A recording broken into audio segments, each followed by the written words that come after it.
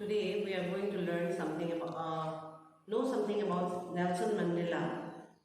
So this lesson name is Nelson Mandela, Long Walk to Freedom.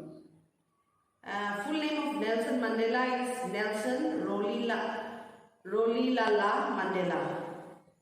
So there are some introduction is needed before we start the class. I request all of you to read it. I shall go straight to the lesson. So how Nelson Mandela became South Africa's first black president. So in this lesson we are going to see, because before that you will see the whites were dominating the black people in their own country. The blacks were being subjected to discrimination by the white people over there. So we shall see here. Nelson Mandela has become South Africa's first black president after more than 3 centuries of white rule. For 300 years, Africa has been ruled. South Africa has been ruled by the white people. Mr. Mandela's African National Congress Party won 252 of the 400 seats in the first democratic elections of South Africa's history. So this was the first democratic elections held in the history of South Africa. And now, after he was victorious, so the swearing-in ceremony was to take place, okay? So it was also a very historic moment. The inauguration ceremony took place in the Union Buildings Amphitheatre in Pretoria today, attended by politicians and dignitaries from more than 140 countries around the world. So it was a very historic time, and around 140 countries participated in the swearing-in ceremony. Dignitaries from these 140 countries participated. Never again will this beautiful land experience the oppression of one by another, said Nelson Mandela in his address when he said, this land shall never be suppressed by another. Everyone will be free in this country. So long, for the last 300 years, the black people were subjected to lots of discrimination. They were under slavery of the white people. Jubilant scenes on the street of Pretoria followed the ceremony with blacks, white and colored celebrating together. Here black, white refers to the race. White people, black people, colored people, mixed origin people, that means the Asian people, everyone celebrated it. More than 1 lakh South African men, women and children of all races sang and danced with joy. So for everyone, it was a very historic moment as the country was experiencing democracy after more than 300 years.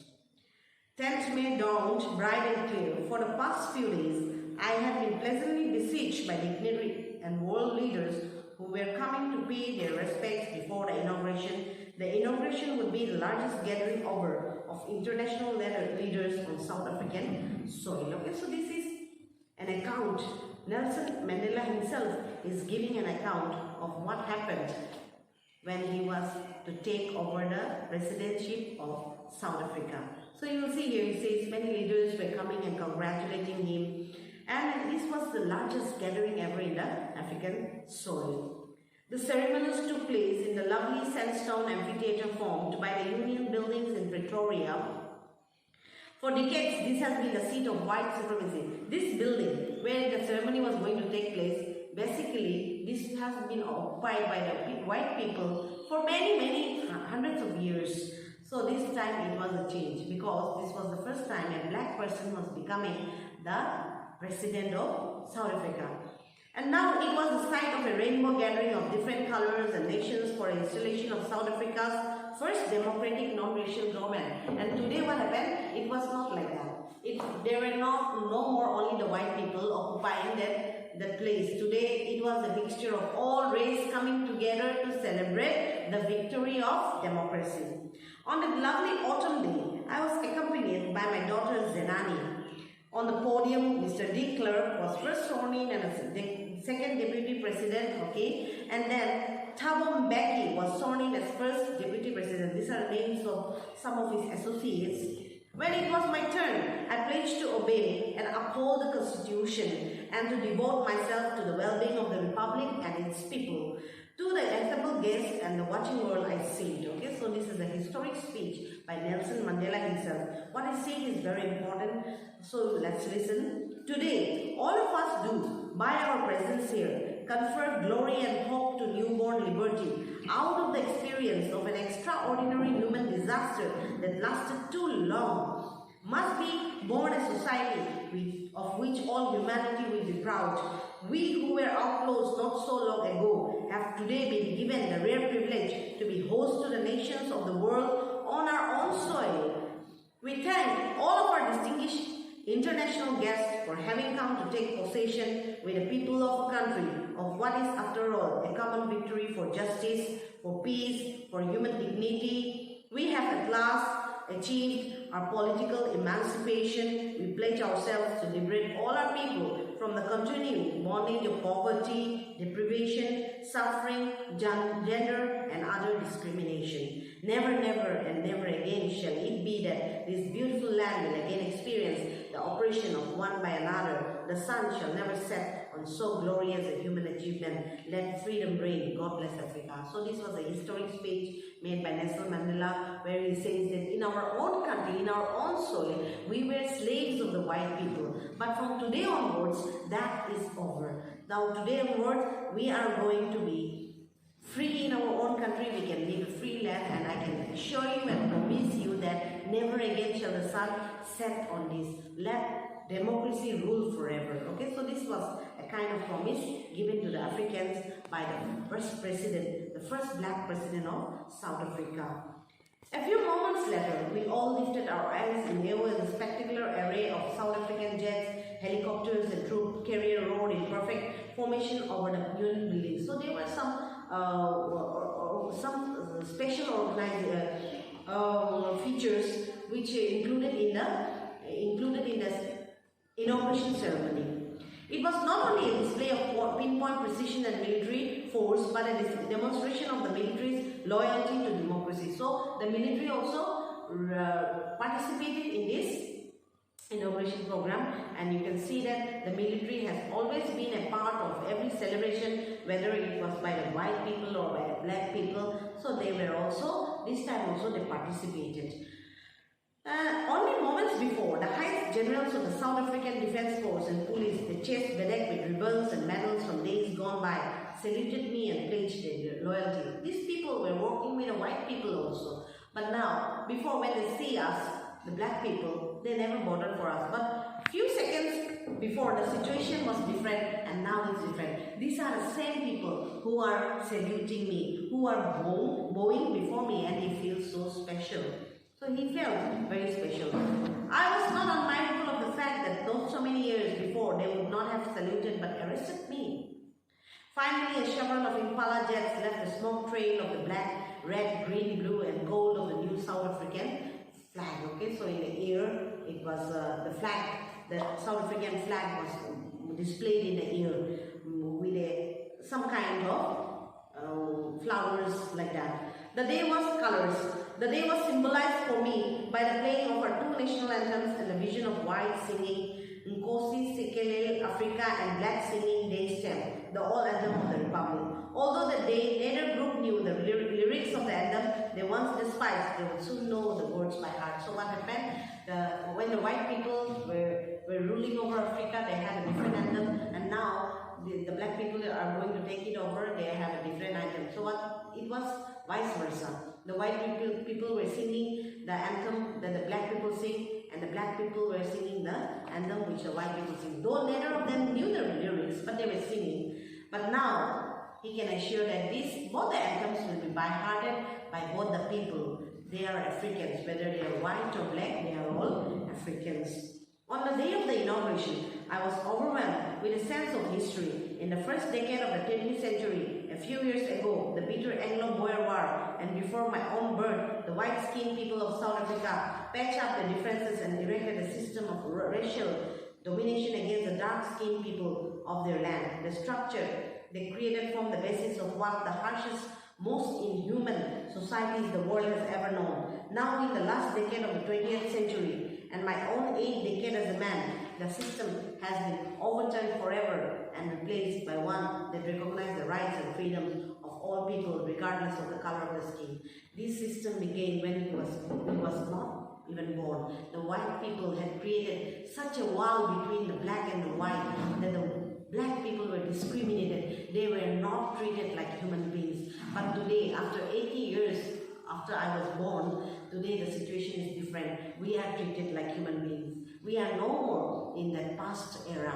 We have now begun a glorious beginning. So he was very, very happy for that. That day had come about through the unimaginable sacrifices of thousands of my people. And how was it possible? How did South Africa gain freedom, democracy? It was not only my hard work, but the hundreds and thousands of people who have contributed towards making Africa a democratic country, a free country. People whose sufferings and courage can never be counted or repaid. I felt the day, as I have on so many others did, that I was simply the sum of those African patriots who have gone before me. So this time, we would like to remember all the other people who had contributed and who are no more able to be part because they have been long dead. But I remember them tonight. I dedicated today.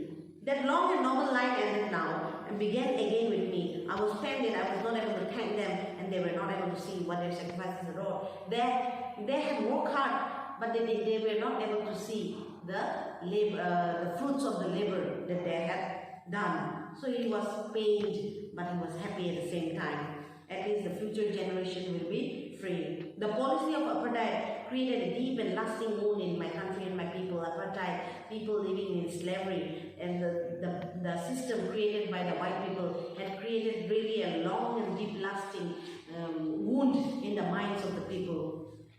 All of us will spend many years, if not generations, recovering from that profound hurt, and this stigma will stay with them for a long time. People will need time to come out from those days where they were ill-treated.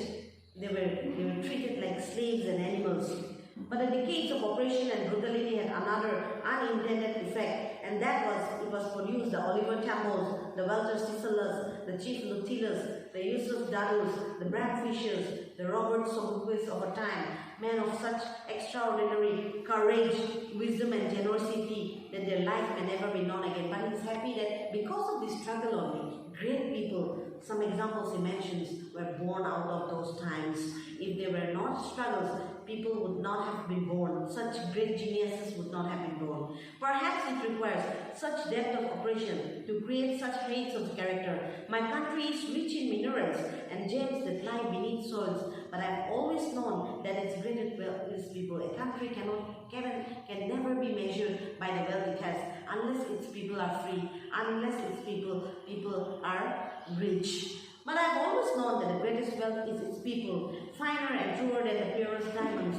The freedom of the people cannot even be compared to the diamonds and the precious stones. It is from these comrades in the struggle that I learned the meaning of courage.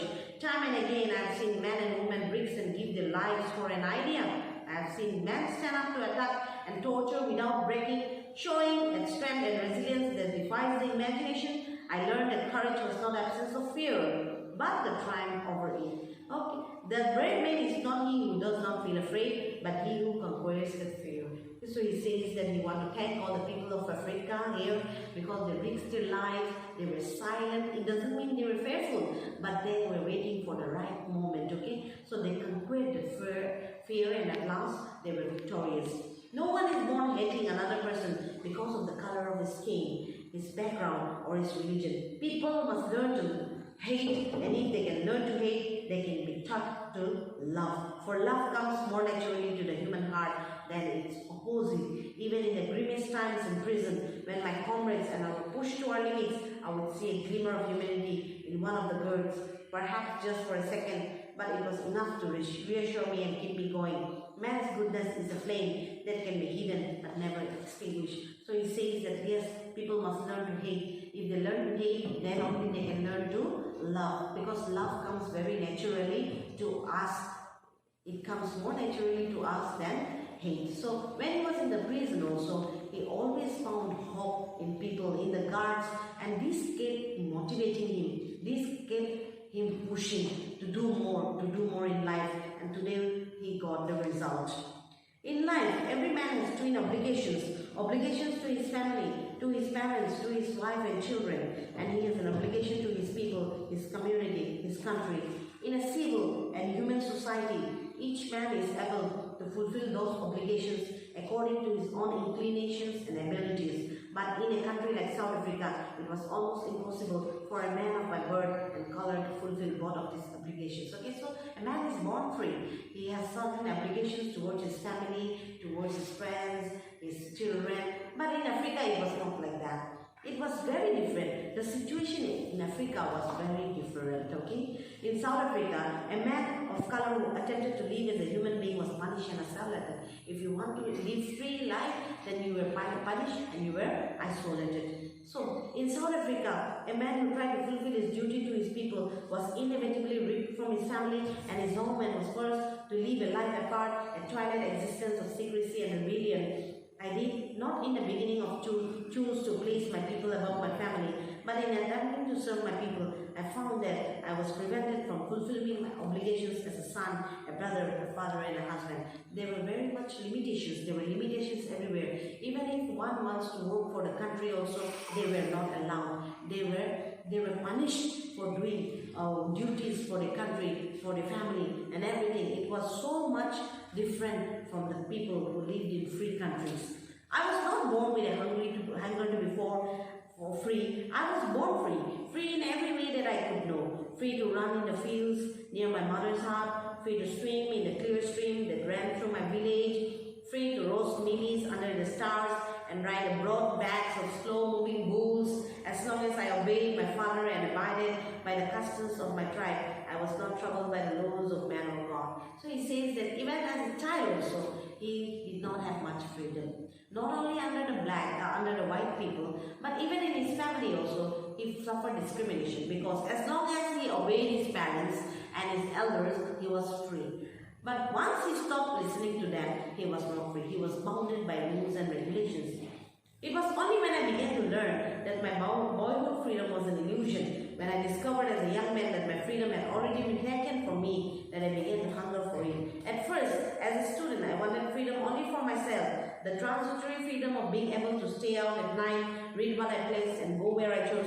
Later, as a young man in Johannesburg, I yearned for the basic and honorable freedom of achieving my potential, of earning my keep, of marrying and having a family, the freedom not to be obstructed in a lawful life. So he was bounded, he was restricted in every, at home also. Regarding his marriage or everything he decided, it was decided by his elders. So he was not free. It was very much later that he started yearning for that freedom. As he went out from home, he realized that all this time he had been missing his freedom. But then I slowly saw that not only was I not free, but my brothers and sisters were not free. I saw that it was not just my freedom that was curtailed, but the freedom of everyone who looked like I did. This is when I joined the African National Congress, and then this my hunger for my own freedom became the greater hunger for the freedom of my people. It was this desire for the freedom of my people to live their lives with dignity and self-respect that animated my life. They transformed a frightened young man into a bold one. They drove a law-abiding attorney to become a criminal. They turned a family-loving husband into a man without a home. They forced a life-loving man to live a monk. I'm no more virtuous or self-sacrificing than the next man. But I found that I could not even enjoy the poor and limited freedom I was allowed when I knew my people were not free. Freedom is indivisible. The chains on any one of my people were the chains on all of them. The chains on all of my people were the chains on me. I knew that the oppressor must be liberated just as surely as the oppressed. A man who takes away another man's freedom is a prisoner of hatred. He is locked behind the bars of prejudice and narrow-mindedness. I am not truly free if I am taking away someone else's freedom, just as I should, as surely as I am not free when my freedom is taken from me, the oppressed and the oppressor like a robe of their dignity. So he says that though he got some amount of freedom, he never felt free. Why? Because his people were not free. They were subjected to immense torture. They were subjected to immense inequality. And how could he be free when his people were suffering? So this is the reason why it brought about a change in his life, and he decided to dedicate his life for his countrymen, for the people who were struggling. And this brought about a change in him. He was a family person. Now he no more became a family person. he instead decided to dedicate his life for the people of his country. And this, what he says is, freedom is indivisible. So he says that freedom cannot be divided. It should be given to each and every individual who lives in the earth. So a man who takes away another man's freedom is a prisoner of hatred. And he says that a person who takes away the freedom of others is himself a prisoner of hatred. He cannot be considered a sound person, a mentally sound person, because when he cannot be happy with the freedom of another one, surely he is himself a prisoner. He is locked behind the bars of prejudice and narrow-mindedness. He is a narrow-minded person. That is why he does not want to see other people living in freedom. So, just as surely as I am not free when my freedom is taken from me, the oppressed and oppressor alike are robbed of their liberty. He says that the person who is robbing others of their freedom and who is being robbed of the freedom are both not free. So he wants a country where everyone can be free, everyone can be happy, and everyone can live without any inequality. Justice should be given to everyone. Okay, so this was an account of Nelson Mandela's life and how he turned into Nelson Mandela from a fun-loving boy playing in the fields to become the first black president of South Africa.